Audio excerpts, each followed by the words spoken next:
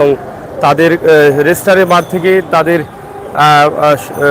সভা শুরু হয়ে এবং সেখান থেকে তারা মিছিল সহকারে এখানে এসেছেন। মিছিল পূর্ববর্তী বক্তব্য দিয়েছিলেন সিলেট রেজিস্ট্রারি মাঠে। আপনারা মহানগর যুব দলে মূল উদ্দেশ্য কি আছে? হ্যাঁ, কি হয়েছে? মূল উদ্দেশ্য আজকের এই প্রোগ্রাম যুব দলের পক্ষ থেকে আজকের এই আয়োজন হচ্ছে আমাদের ছোট ভাইয়ের জন্য, ছোট ভাইকে গ্রেফতার করার জন্য। সেই জন্য আমরা আজকের এই আয়োজন, আমরা একটাই দাবি, ছোট ভাইকে মুক্তি দিতে হবে। এই কারণে যাই হোক দর্শক, আসলে যুবদলের উদ্যোগে আজকের এই বিশাল আয়োজন আমরা সেটাই আপনাদের কাছে উপস্থাপন করার চেষ্টা করছি। আপনারা দেখছেন সরাসরি আমরা আছি সিলেটের ম্যাগাজিন টিভি থেকে। সিলেটের চৌহাট্টা শহীদ মিনারের সম্মুখেই কিন্তু আমরা অবস্থান করছি। তা আসলে মূলত আজকের যে প্রোগ্রামটি তাদের নেতাদের শত মুক্তির দাবি থেকে তাদের এই প্রোগ্রাম চলছে, আমরা সেটাই আপনাদের কাছে উপস্থাপন করছি।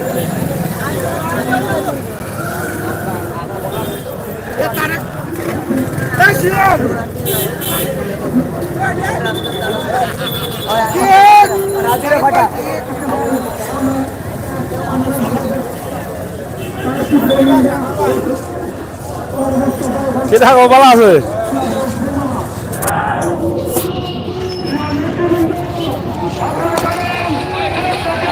আসুন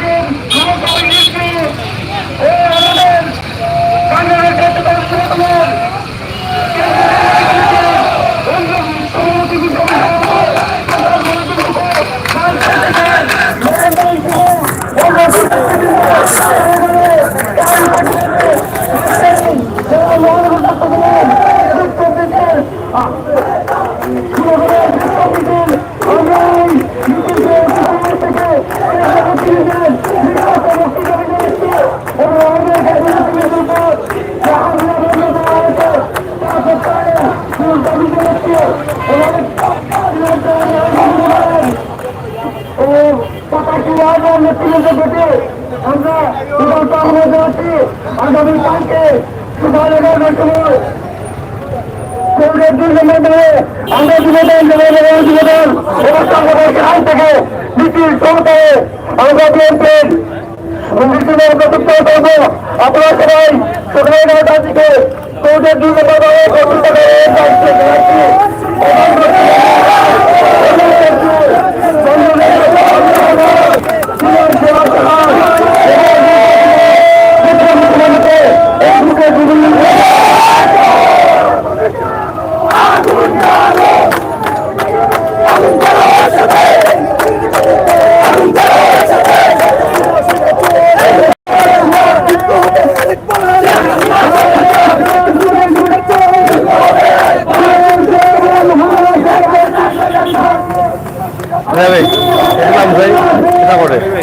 বলা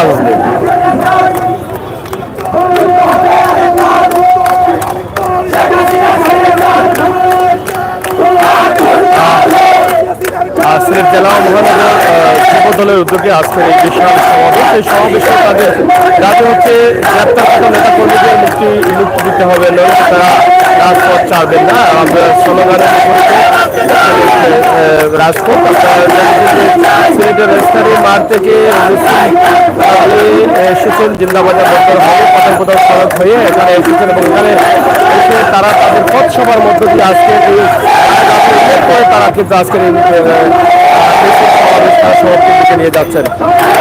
আমরা এই মুহূর্তে আপনাদের সাথে সিলেটের চৌহাট্টা সম্মুখে আপনারা দেখছেন এই এলাকার সিলেট জেলা মহানগর যুব দলের প্রতিনিধি এখানে অংশগ্রহণ করছেন।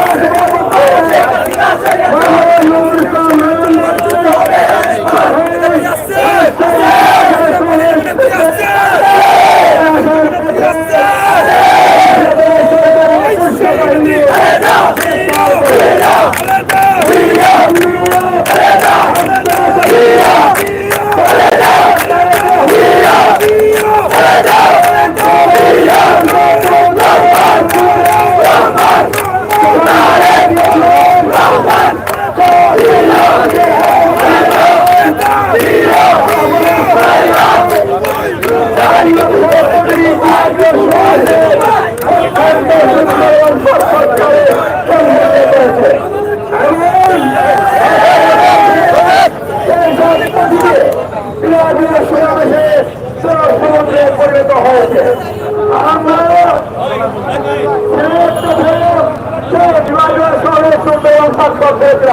সর্বশেষ আমাদের ঢাকা বিভাগীয় সমাবেশে উপস্থিত হওয়ার সময় 7 তারিখ এই বিষয়তে আমাদের বাৎসরিক চক্রের নিয়ে দেওয়া পুলিশ বাহিনী, আইন শৃঙ্খলা বাহিনীর যুবদের ছাত্রলীগের সন্ত্রাসীরা আমাদের স্টাডিয়ামে হামলা করেছে, আমাদের নির্ভর নেতা কর্মীদের বিরুদ্ধে হামলা করেছে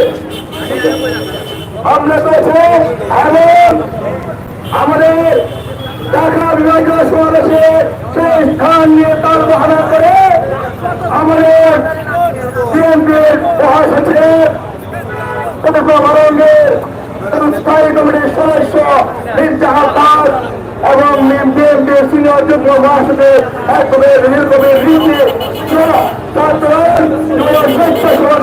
অনেক নেতা কর্মীকে গ্রেফতার করেছে। কিন্তু নির্দেশে বিভাগীয় সমাবেশ অত্যন্ত সুন্দর এবং বাংলাদেশ থেকে সেই সমাবেশকে সুন্দর এবং সার্থক করেছে। সেই সমাবেশ সমুদ্রে পয়েন্ট করেছে তাদের বন্ধু আপনারা দেখেছেন। আপনাদের সেই সমাবেশে আমাদের ছিলেন 2-3 জন ভাইকে নিশাদের সরকারের লড়িয়ে দেওয়া গ্রেফতার করেছে। আমি অবিলম্বে সেই সব ব্যক্তিগত নিষেধকে মুক্তি দাবি জানাই এবং আমাদের কেন্দ্রীয় সংসদের সরকার সভাপতি দুপুর নভেম্বরে বিশ্বত্ব মুক্তি সরকারকে সকল নেতৃবৃন্দের অবিলম্বে বিশ্বত্ব মুক্তি দিতে হবে। আমরা দুর্বল আন্দোলন করে দেবো ইনশাআল্লাহ।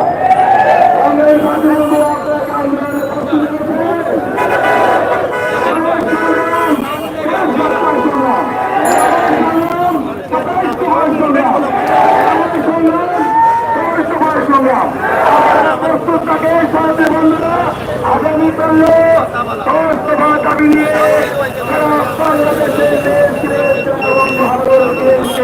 আন্দোলনের জন্য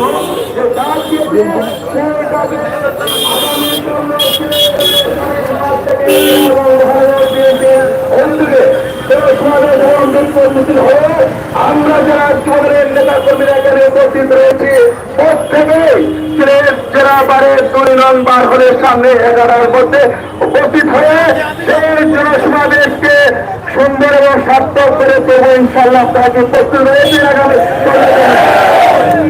সময় হল সকাল 11 ঘটিকা, বারবার বলছি সময় সকাল 11 ঘটিকা। প্রত্যেকেই আসবেন এই জনসমাবেশকে সুন্দর সার্থক করে আহ্বান জানিয়ে এবং সকল নেতৃবৃন্দ নিঃশব্দ মুক্তি দাবি জানিয়ে আমি বক্তব্য দিয়েছিলাম। বাংলাদেশ জিন্দাবাদ। আজকের এই সভায় এখানে সমাপ্ত ঘোষণা করা হলো। ধন্যবাদ সবাইকে। আসসালামু আলাইকুম। প্রিয় দর্শক, সিলেট জেলা ও মহানগর যুবদলের উদ্যোগে আজকের যে মিছিল এবং পথসভার সমাপ্তি এখানেই হয়েছে। আমরা সেটি সরাসরি আপনাদেরকে উপস্থাপন করার চেষ্টা করছি। আপনারা যারা ছিলেন, যারা আছেন, যারা আসবেন, অবশ্যই ভিডিওটি শেয়ার করে সবাইকে দেখার সুযোগ করবেন, সেই কথা সামনে রাখছি। তাছাড়া এখানে দেখছি আরেকটা দ্বিতীয় জেলা সম্মেলন, যেটা আরেকটি দলের মিছিল চলতেছে এখানে। এটি হচ্ছে বাংলাদেশ শ্রমিক কর্মচারী ফেডারেশনের। আপনারা দেখেন এটা আরেকটি প্রোগ্রাম শুরু হয়ে গেছে। চা শ্রমিকদের মিছিল, আমরা সেটাই আপনাদের কাছে উপস্থাপন করছি। একদিকে জেলা যুবদল এবং মহানগর যুবদলের মিছিল শেষ হয়েছে, অন্যদিকে আপনারা দেখেন শুরু হয়ে গেছে চা শ্রমিকদের আন্দোলন।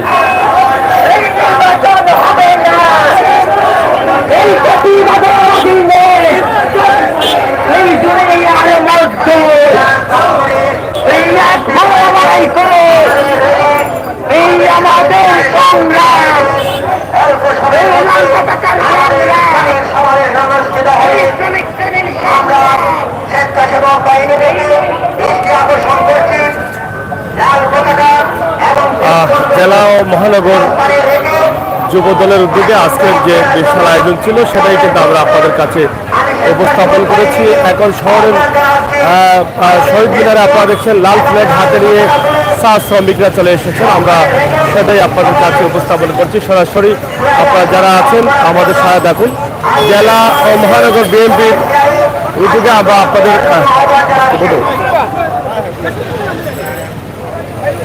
এটা খুলবেনি হোক কিছু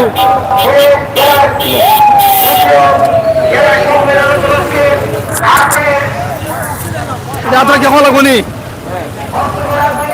বিসমিল্লাহির রহমানির রহিম। আপনারা দেখেছেন আমাদের কেন্দ্রীয় কমিটির সভাপতি সুলতান তাহাকুল টুকু সহ আমাদের মহাসচিব মির্জা ফখরুল সাহেব সহ অনেক নেতা কর্মী জেলে বন্দী। তাই আমরা সিলেট থাকি যুবদলের কর্মসূচি ঘোষণা করা হয়েছে আজ আগামীকাল 11টা থেকে আমাদের ফখরুল সাহেবের জন্য না ছাড়া হয়। ফখরুল সাহেব সহ যত জেলবন্দি আছেন সবাইকে না ছাড়লে আমরা সারা দেশে বিক্ষোভ মিছিল চালিয়ে যাব। সদর উপজেলা যুবদলের পক্ষ থেকে আমির হোসেন সাগর ভাইকে ধন্যবাদ জানাই। আমরা সকল সাংবাদিককে ধন্যবাদ জানাই আমাদের যে নির্যাতন তুলে ধরার জন্য। আপনারা দেখেছেন বিভাগীয় সমাবেশকে লক্ষ্য করে সরকারের খুবই মাথা ব্যথা নানান ষড়যন্ত্র করেছে। পুলিশ বাহিনী আমাদের কার্যালয়ে বোম রেখেছে, আপনারা সোশ্যাল মিডিয়ার মাধ্যমে দেখেছেন। তাই এই ষড়যন্ত্রর মোকাবিলা করতে হলে আপনাদের মতো সাংবাদিকের দরকার। সাগর ভাইকে ধন্যবাদ জানিয়ে আমি আমার বক্তব্য এখানেই শেষ করলাম। আসসালামু আলাইকুম।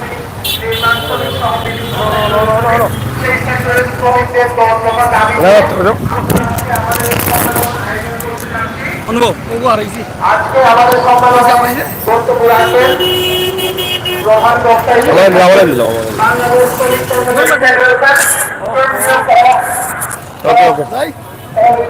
সংগ্রামের সভাপতি যাই হোক, আমরা চেষ্টা করেছি আপনাদেরকে সিলেট শহরের যে দৃশ্য আছে সেটা দেখানোর জন্য। তাছাড়া আজকের যে বিশাল আয়োজন ছিল বাংলাদেশ সিলেট জেলার যুবদল এবং মহানগর যুবদলের উদ্যোগে যে আয়োজন ছিল, সেই আয়োজনটি আমরা সরাসরি আপনাদের কাছে উপস্থাপন করলাম এবং তাদের আগামীকাল তাদের যে কর্মসূচি রয়েছে সেটাও কিন্তু তারা ইতিমধ্যে বলে দিয়েছেন, সেটাও আমরা আপনাদের কাছে উপস্থাপন করার চেষ্টা করছি। তাছাড়া এখানে আপনারা দেখছেন যে শ্রমিকদের সভা এবং শ্রমিকরা কিন্তু তারা মিছিল নিয়ে এখানে অংশগ্রহণ করেছেন। তাদের হয়তো বিভিন্ন দাবি রয়েছে এবং সেই দায়ের কিন্তু শ্রমিকরা এখানে অংশগ্রহণ করেছেন এই সম্মেলনে। তো আমরা আজকে সিলেটের যে অবস্থা আছে, সিলেটের রাস্তাঘাটের অবস্থা, জেলা বিএনপির জেলা শ্রমিক লীগের যে জেলা যুবদলের উদ্যোগে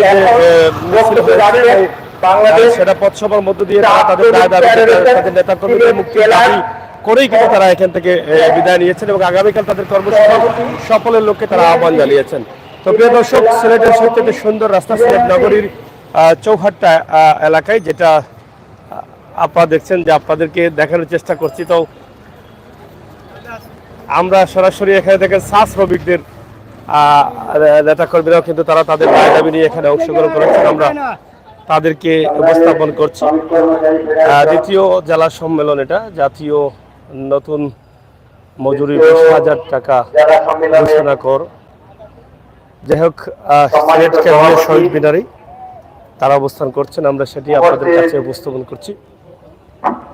বাংলাদেশ শ্রমিক কর্মচারী ফেডারেশনের কেন্দ্রীয় কমিটির সভাপতি কমরেড জহিরুল ইসলাম, উপস্থিত শ্রমিক কর্মচারী ফেডারেশন কেন্দ্রীয় কমিটির জেলা যুবদল ও মহানগর যুবদলের প্রোগ্রাম শেষেই কিন্তু দেখা গেছে যে শ্রমিকদের একটি মিছিল এবং এসে শহীদ মিনারে সরাসরি প্রবেশ করেছে এবং সেখানে তারা তাদের প্রোগ্রাম পরিচালনা করছেন। আমরা সেটাই আপনাদের কাছে সরাসরি উপস্থাপন করছি। দর্শক, সিলেটের ম্যাগাজিন টিভি থেকে সরাসরি আপনাদেরকে যে লাইভটি দিচ্ছি, অবশ্যই আপনারা দেখে আনন্দিত হবেন এবং সেটা আপনারা উপভোগ করবেন, সেই প্রত্যাশা আশা রাখছি আপনাদের কাছে। সবাইকে বাংলাদেশ চা শ্রমিক ফেডারেশনের পক্ষ থেকে সংগ্রামী শুভেচ্ছা, রক্তিম অভিনন্দন। আপনারা ইতিমধ্যে অবগত আছেন, আমাদের রাষ্ট্রের শাসন ব্যবস্থা যেভাবে শ্রমিক শ্রেণীর উপর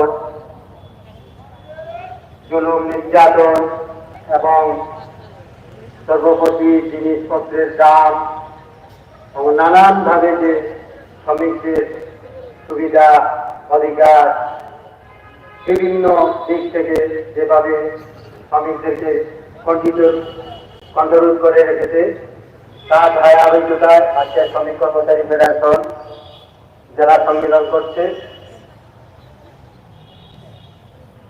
আজকে আমি বাংলাদেশ চা শ্রমিক ফেডারেশনের পক্ষ থেকে চা শ্রমিকদের যে দুরবস্থার কথা, আজকে আপনারা জানেন চা শ্রমিকরা রদে গ্রামে পুড়ে এই যে 120 টাকা মজুরিতে কাজ করে আসছিল, তার ধারাবাহিকতায় 300 টাকা মজুরির দাবিতে প্রায় 19 দিন চা শ্রমিকরা রাজপথে আন্দোলন করেছে। মালিক শ্রেণীকে আড়াল করার জন্য বাংলাদেশের সরকারের প্রধানমন্ত্রী সেটা 170 টাকা ঘোষণা করলেও তার পরিপ্রেক্ষিতে যে শ্রমিকদের যে এরিয়া বকেয়ার বিল সেটা আজ পর্যন্ত পরিশোধ করেনি মালিক পক্ষরা। প্রধানমন্ত্রীর ঘোষণা মোতাবেক 3 মাসের মধ্যে সেই টাকা পরিশোধ করার কথা ছিল, কিন্তু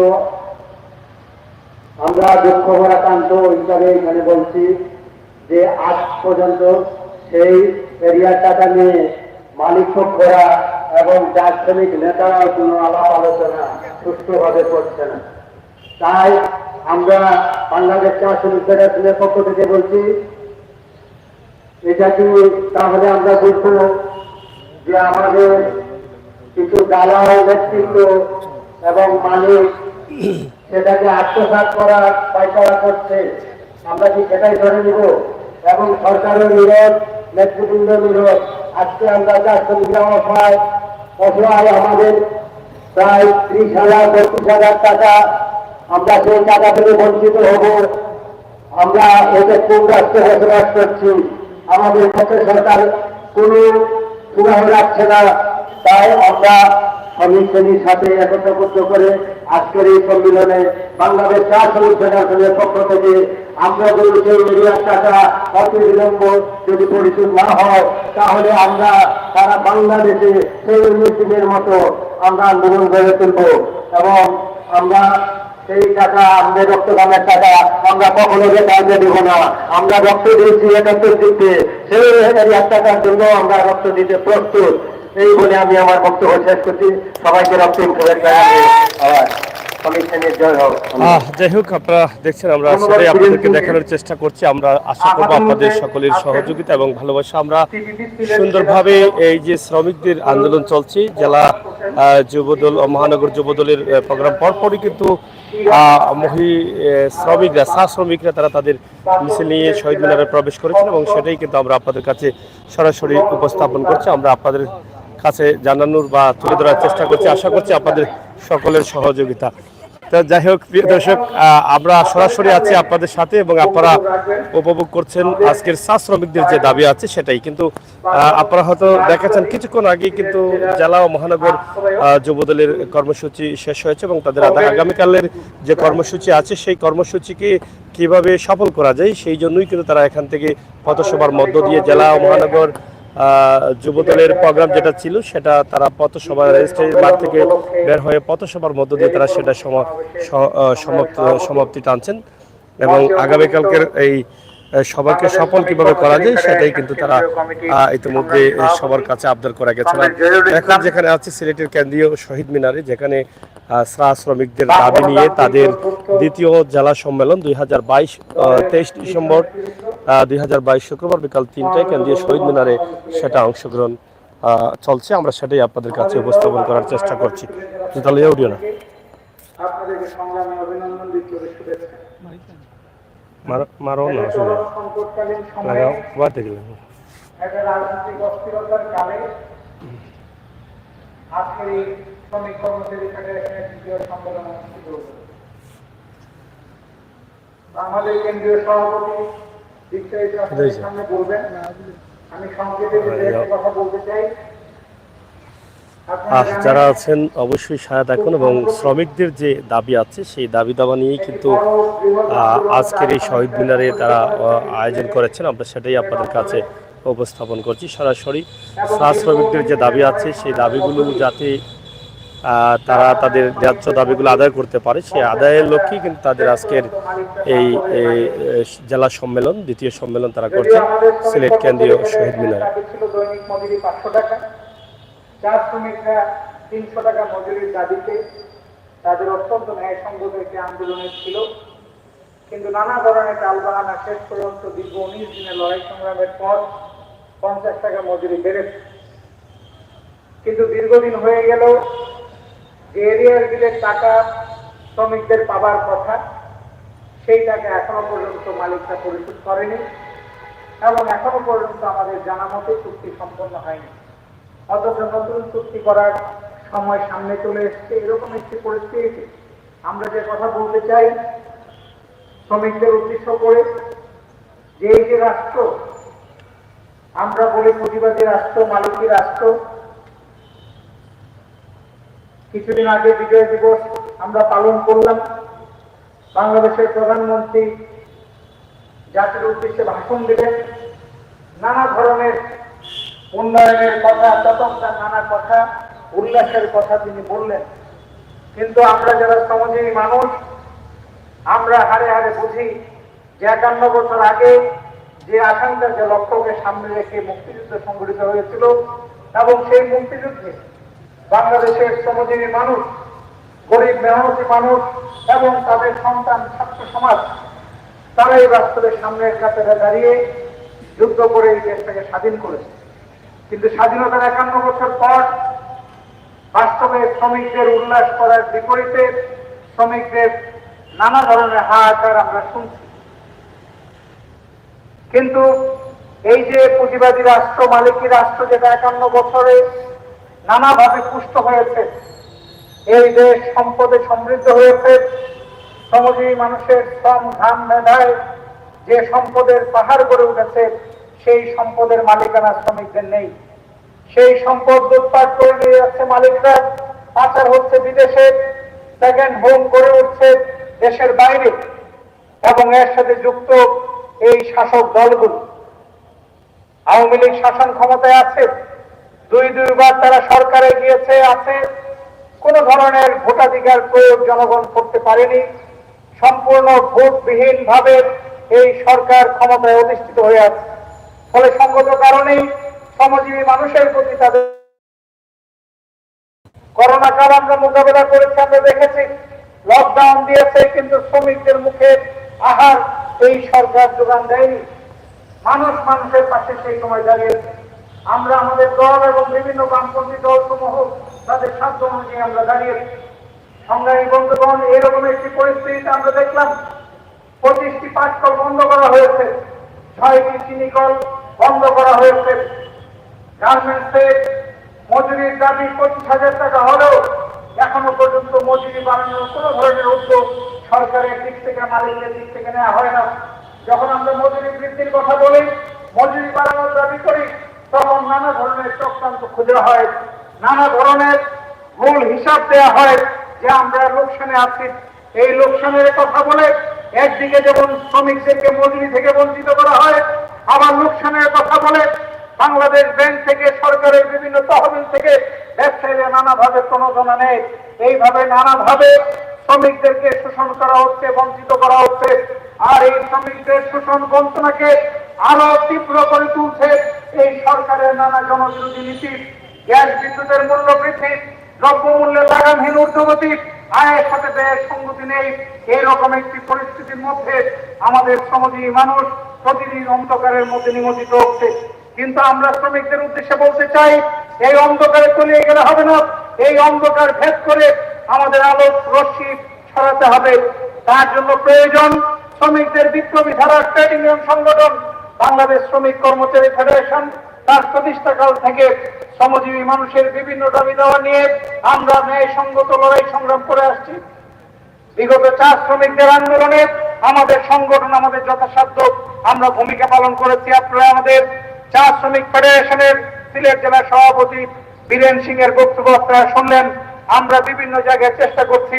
আমরা যেমনি ভাবে পাটকল চালুর দাবিতে আন্দোলনে আছি, আমরা চিনি কলগুলো চালুর দাবিতে আন্দোলন করছি। সংগ্রামী বন্ধুগণ, বেকারের সংখ্যা বাড়ছে, দীর্ঘ মিছিল হচ্ছে, এই বেকাররা কর্মসংস্থান করতে না পেরে ব্যাটারি চালিত রিক্সা চালিয়ে যখন জীবিকার সংস্থান করে, তখন সেখানেও নানা ধরনের খড়গ নেমে আসে, রাষ্ট্রীয় নিপীড়ন নেমে আসে, নানা আইনের বেড়া জালে এই শ্রমিকদের অধিকার থেকে বঞ্চিত করা হয়। সংগ্রামী বন্ধুগণ, বাংলাদেশ শ্রমিক কর্মচারী ফেডারেশন দ্বিতীয় সম্মেলনের মধ্যে দিয়ে যে নেতৃত্ব আসবে, সেই নেতৃত্বের প্রতি আমি আহ্বান জানাবো, শ্রমিকদের পাশে দাঁড়িয়ে শ্রমিকদেরকে সাহসী করার মধ্য দিয়ে এই রাষ্ট্র যে শ্রমিকদের বিরুদ্ধে, এই রাষ্ট্র যে মালিকদের পক্ষে, এই রাষ্ট্র সম্পর্কিত ধারণা এবং আদর্শ ভিত্তিক বিপ্লবী ট্রেড ইউনিয়ন সংগঠনের পতাকা তলে শ্রমজীবীদের সমাবেত করার যে লড়াই সংগ্রামে বাংলাদেশ শ্রমিক কর্মচারী ফেডারেশন রত আছে, সেই লড়াই তারা আরো দুর্বার গতিতে এগিয়ে নিয়ে যাবে, সেই আশাবাদ ব্যক্ত করে সকলের প্রতি পুনর্বার বিপ্লবী শুভেচ্ছা অভিনন্দন জানিয়ে আমি আমার বক্তব্য শেষ করছি। বিপ্লব বিপ্লবী হোক, মেহনতি মানুষের যে অনিবার্য।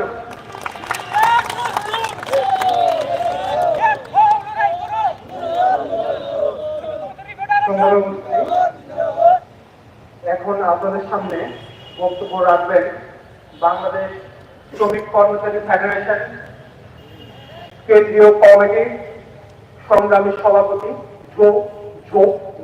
জহিরুল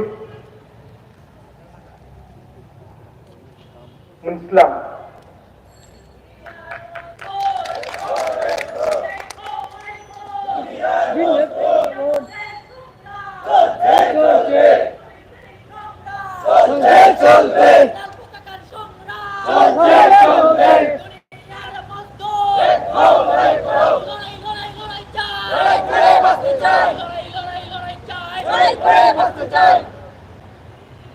বাংলাদেশ শ্রমিক কর্মচারী ফেডারেশন সিলেট জেলার আহ্বানে আজকের এই সম্মেলনের সংগ্রামী সভাপতি, সম্মেলনে উপস্থিত বামপন্থী বিভিন্ন সংগঠনের নেতৃবর্গ, আমাদের সংগঠনের নেতা কর্মী ভাই ও বোনেরা, আমি কথা বলবার শুরুতেই আপনাদের সবাইকে বাংলাদেশ শ্রমিক কর্মচারী ফেডারেশনের পক্ষ থেকে রক্তিম শুভেচ্ছা এবং সংগ্রামী অভিনন্দন জানাচ্ছি। কথা বলতে গেলে যে কথা সত্যিকার ভাবে বলতে হয়, আমি এই সম্মেলনটায় আসার জন্য প্রস্তুত ছিলাম না। আমি মনে করেছিলাম আমাদের সাধারণ সম্পাদক উজ্জ্বল রায় এখানে আছেন, তিনি সম্মেলনটা করবেন এবং বক্তব্য ইত্যাদি রাখবেন, কিন্তু একটা বিশেষ কথা মনে করে আমি সিলেটে এসেছি, সেই কথাটাই আমি সর্বাগ্রে বলবো। আমাদের দেশে এই সিলেটের চা শ্রমিকরা একটা নজিরবিহীন সংগ্রাম করেছেন। আপনাদের সংগ্রামকে অভিনন্দন জানানোর জন্য, আপনাদের সংগ্রামকে সালাম জানানোর জন্য আমি সিলেটে এসেছি। ফলে 19 দিনের সংগ্রামের মধ্য দিয়ে চা শ্রমিকরা যে দাবি অর্জন করেছেন, তার প্রতি সম্মান জানিয়ে, তাকে শ্রদ্ধার চোখে দেখে এখন আবার যে সংগ্রাম আপনারা শুরু করেছেন বকেয়া এরিয়ার বিল পাওয়ার জন্য, সেই সংগ্রামকেও অভিনন্দন জানিয়ে, সমর্থন জানিয়ে, শুভেচ্ছা জানিয়ে আমি আমার কথা শুরু করছি। আমাদের দেশের চা শ্রমিকদের এই সংগ্রামটাকে আমি নজিরবিহীন মনে করি এই জন্যে যে চা শ্রমিকরা নেতৃত্বকে অতিক্রম করেছে। নেতৃত্বকে কখনো কখনো অতিক্রম করতে হয়। আমাদের দেশে সংগ্রাম এগোচ্ছে না, মানুষ সবাই একটা নাবিশ্বাস পরিস্থিতিতে আছে। এই সম্মেলনে আমি আপনাদের কাছে কোন কথা বলবো? চাল ডালের দামের কথা বলবো, সয়াবিন তেলের দামের কথা বলবো, দ্রব্যমূল্যের ঊর্ধ্বগতি মানুষকে একটা নাবিশ্বাস পরিস্থিতিতে পেরেছে। এই সম্মেলনে আমি আপনাদের কোন কথা বলবো? আমি কি আমাদের দেশের প্রধানমন্ত্রীর মতো দায়িত্বহীনতার সাথে বলবো যে আগামী বছর দেশে দুর্ভিক্ষ আসতে পারে, কৃষকরা ভালো করে ফসল ফলান? কোন কথা বলবো? দেশে দুর্ভিক্ষের পদধূলির কথা প্রধানমন্ত্রী নিজে বলছেন, তা কেন আমাদের দেশে দুর্ভিক্ষ হবে? প্রধানমন্ত্রীর কথায় বোঝা গিয়েছে যে দুর্ভিক্ষ হওয়ার জন্য বোধ হয় আমাদের দেশের কৃষকরাই তাই তারা ঠিক মতো ফসল ফলায়নি, সেই জন্য ধান পাট তৈরি হয়নি, সেই জন্য দুর্ভিক্ষ হচ্ছে। কিন্তু প্রকৃত সত্য কথা হচ্ছে এই, দেশের কৃষকরা এখানে খাদ্য উৎপাদন গত 25 বছরে 4 গুণ বেড়েছে। মানুষ জনসংখ্যা বেড়েছে 2 গুণ, আর ধান চালের উৎপাদন বেড়েছে 4 গুণ। তাহলে প্রধানমন্ত্রী কৃষকদের কি উৎপাদন করতে বলছেন? 1 ইঞ্চি জমিও খালি রাখা যাবে না ইত্যাদি বলছেন কেন? বলছেন আসলে দুর্ভিক্ষের দায় নিজের কাঁধের থেকে কৃষকদের কাঁধে চাপিয়ে দেওয়ার জন্য। আমাদের দেশে যে দুর্ভিক্ষের পদধ্বনির কথা শোনা যাচ্ছে তার দায় রাষ্ট্রে। এই রাষ্ট্র শাসকরা, এই প্রধানমন্ত্রীরা আমাদের দেশের এই শ্রমিক সংগঠনের মতো কৃষক সংগঠনের পক্ষ থেকে বাংলাদেশের কৃষক সংগঠনগুলি যখন দাবি তুলেছে কৃষকদের ফসলের ন্যায্য মজুরি দেওয়ার মূল্য দেওয়ার জন্য ফসল উৎপাদনের সময় ফসল কিনতে হবে, সরকার শোনেনি, ফসল কেনেনি। ন্যায্য মূল্য দিয়ে ধান কিনে সরকার গোলাজাত করেনি, গুদামজাত করেনি। কারণ কি? আমরা অনুসন্ধান করে দেখেছি আমাদের দেশে ধান গুদামজাত করবার ক্ষমতা আছে 2 লক্ষ মেট্রিক টন। আমাদের দেশে 18 কোটি মানুষের জন্য ধান মজুত করবার ক্ষমতা থাকা উচিত 30 লক্ষ মেট্রিক টন। তাহলে মাত্র যে 2 লক্ষ মেট্রিক টন ধান মজুত করার ক্ষমতা আছে, কারণ আমাদের দেশে সাইলো গোডাউন, খাদ্যের যে সিএসডি এলএসডি গোডাউন আছে জেলা শহরগুলিতে উপজেলায়, সেই গোডাউন পর্যাপ্ত নাই। এই যে গোডাউন পর্যাপ্ত নেই, এর দায় কার? কৃষকরা কি গোডাউন তৈরি করবে? সরকার গোডাউন তৈরি করছে না, কি করছে? মেগা প্রজেক্ট করছে, উৎক্ষেপণ করছে ক্ষেপণাস্ত্র, বঙ্গবন্ধু স্যাটেলাইট তৈরি করছে। আর কি করছে? নৌবাহিনীর জন্য সাবমেরিন কিনতেছে। আর কি করছে? ফ্রিগেট কিনতেছে, সশস্ত্র বাহিনীকে আধুনিক করার চেষ্টা করতেছে। রক্ষী বাহিনীর মতো আরেকটা বাহিনী সশস্ত্র অবস্থায় খাড়া করেছে, যেগুলি এখন কিছু কিছু কথা উঠতেছে। এই তো বিএনপি সেদিন তাদের 27 দফা দিয়েছে, সেখানে বলেছে তারা রাষ্ট্র মেরামত করতে চায়। এই দলগুলি রাষ্ট্রকে বিপর্যস্ত অবস্থায় ফেলে দিয়েছে। তখন আমরা কোন কথা বলতে পারি? দেশে গোডাউন নাই, ফলে খাদ্য গুদামজাত করবার উপায় নাই। বলতেছে ইউক্রেনের সাথে রাশিয়ার যুদ্ধের কারণে আমরা গম আনতে পারছি না। ঠিক আছে, আমরা ইউক্রেন থেকে গম না আনতে পারলে আমাদের দেশের মানুষের খাবারের জন্য আমরা কানাডার থেকে গম আনতে পারবো, ব্রাজিল থেকে গম আনতে পারবো, মেক্সিকোর থেকে গম আনতে পারবো। তাই গম রাখবার জন্য গোডাউন আছে কি? যদি গোডাউন না থাকে তাহলে গোডাউন করবার ব্যবস্থা কেন করলেন না গত 50 বছরে?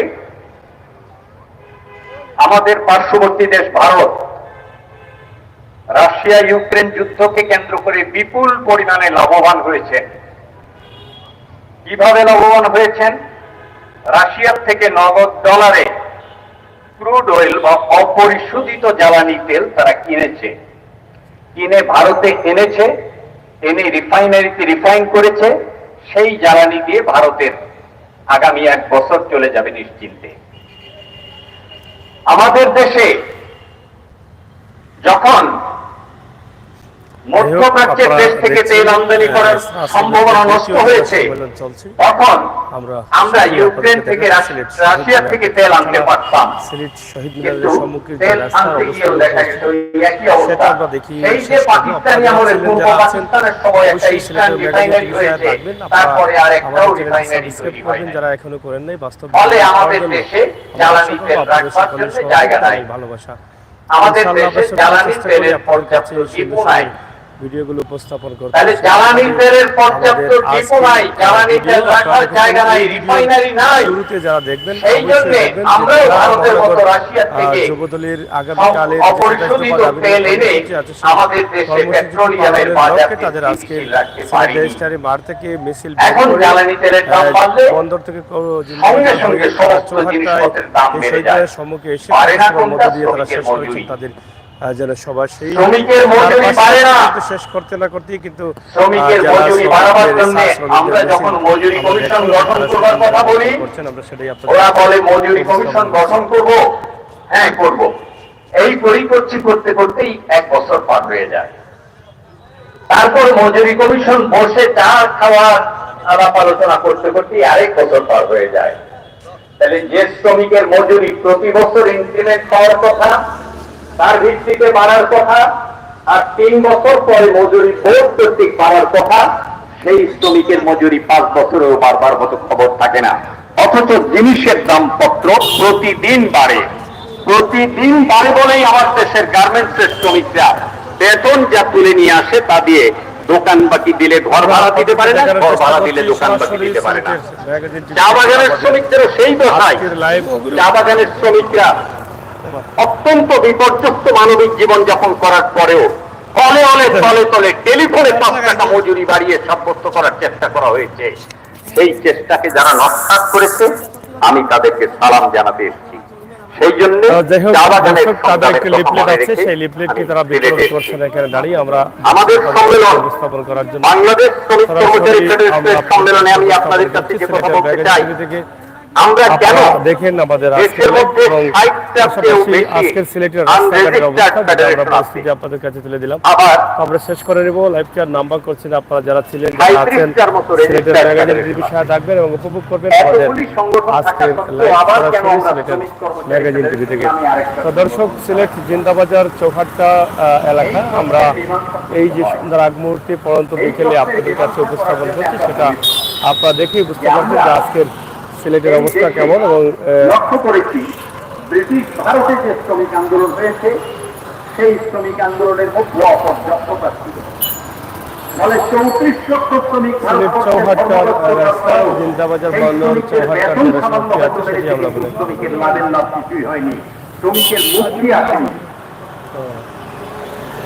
পাকিস্তানি আমলেও শ্রমিকদের সংগ্রাম হয়েছে, কিন্তু শ্রমিকরা সাম্প্রতিকতায় বিভক্ত হয়েছে, হিন্দু মুসলমানে বিভক্ত হয়েছে, দাঙ্গা হয়েছে।